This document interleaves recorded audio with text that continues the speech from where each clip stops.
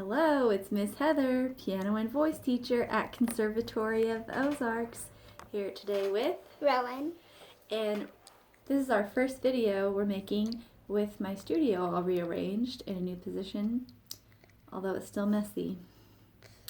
So I'm going to read Rowan the story on page 12 of Music for Little Mozarts Level 2, which is about our new song today. As the lesson continued, Beethoven Bear noticed that Mozart Mouse had not sneezed once since they had arrived. He turned to him and said excitedly, "Do you realize that you have stopped sneezing, my friend? You are not allergic to Clara Schumann cat. She surely must be a musical cat." Clearly relieved, Mozart Mouse began to dance with glee. You see him hugging Clara Schumann cat? Yeah. So, you want to try playing the song and I'll sing the words so you can hear how the song goes? Yep.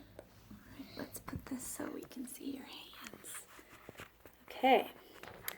5, 6, 7, 8. Look at me, rest. I won't sneeze, rest. Music cats. What note is that? Cats are good for me. Rest, stop. Good job playing your new song, Rowan.